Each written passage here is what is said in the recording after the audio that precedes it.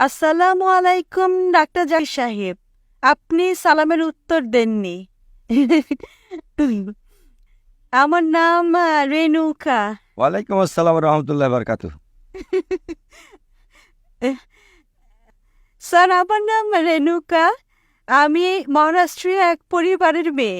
Sir, আমার প্রশ্নটা হলো, আমি সবার সামনে ইসলাম গ্রহণ করিনি এবং আমি গত 2 বছর ধরেই নামাজ পড়া ও রোজা রাখা শুরু করেছি নিজে নিজেই আমার বিশ্বাস থেকে। তাই আমি চাই যে আপনি সবার সামনে আমাকে ইসলাম ধর্মের কলমা পড়িয়ে দেন।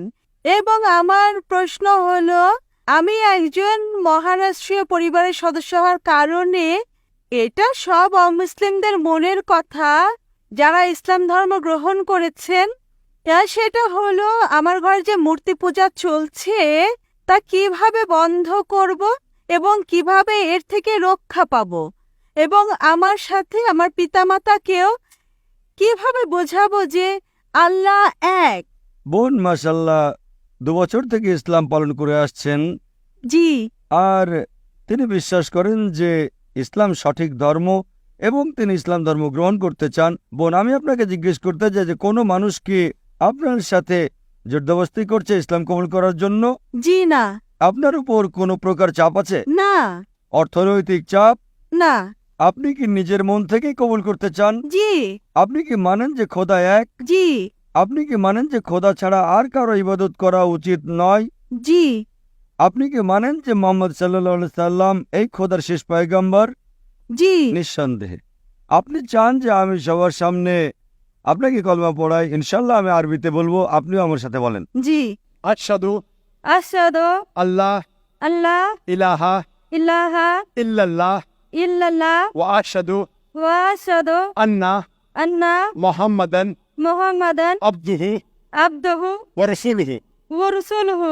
আমি সাক্ষ্য দিচ্ছি আমি সাক্ষ্য দিচ্ছি যে যে আল্লাহ আল্লাহ ব্যতীত ব্যতীত আর কোনো মাবুদ নেই আর কোনো মাবুদ নেই এবং এবং মুহাম্মদ মুহাম্মদ সাল্লাল্লাহু সাল্লাল্লাহু আলাইহি ওয়াসাল্লাম আলাইহি ওয়াসাল্লাম তার তার বান্দা বান্দা এবং রাসূল। এবং রাসূল। মাশাআল্লাহ, আপনি মুসলিম হয়ে গেছেন। জি, ধন্যবাদ। আল্লাহ আপনাকে ভালো রাখুন এবং আমি অনুরোধ করব সব শ্রোতা তারা যেন আপনার জন্য দোয়া করেন এবং আল্লাহ যেন আপনার এই চেষ্টাকে কবুল করেন।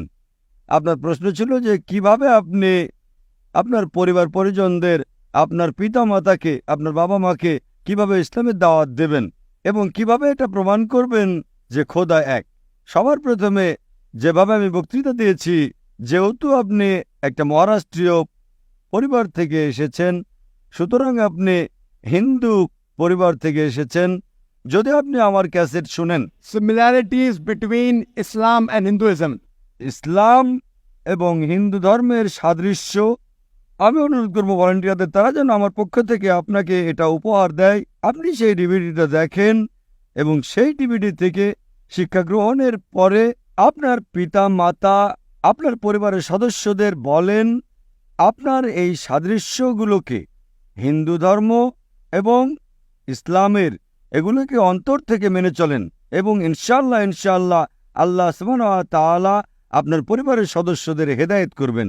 আপনার কাছে আমার অনুরোধ, যেহেতু আপনি ইসলাম ধর্ম গ্রহণ করেছেন, এখন আপনি আপনার পরিবারের লোকজনকে এটা বোঝান যে আপনি আরও বেশি ভালো মানুষ হয়ে গেছেন যদি আপনি আপনার পিতামাতা যা বলেন তাদের সেই সব কথা বা আদেশ মেনে চলেন, শুধু সেই আদেশ যা আল্লাহ এবং আল্লাহর রাসূলের বিরোধী, যা কোরআন এবং সহিহ হাদিসের বিরোধী, সেগুলো ছাড়া যেসব কথা, যেসব উপদেশ আপনার পিতামাতা আপনাকে দেবেন, আপনি তা মেনে চলবেন।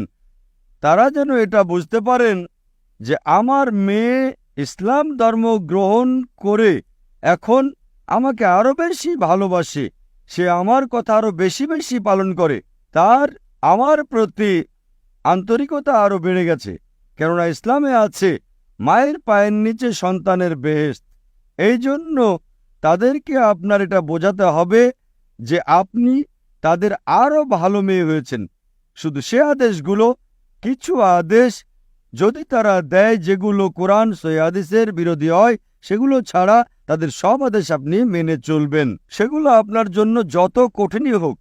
উদাহরণস্বরূপ, আপনি পছন্দ করেন হলুদ রঙের জামা, তারা বললেন নীল রং পরো, আপনি নীল রং পরবেন, কেননা নীল রঙের কাপড় পরা ইসলামে হারাম নয়। একইভাবে যেসব কথা আপনার পিতামাতা আপনাকে বলবেন, আপনি তাদের আরও ভালোবাসবেন, আপনি তাদের আরও যত্ন করবেন। এভাবে ওনারা যেন এটা বুঝতে পারেন যে এই নতুন দিন, এই নতুন ধর্ম ব্যবস্থা যা আপনি গ্রহণ করেছেন, এতে বলা হয়েছে যে নিজের পিতামাতার সেবা করো।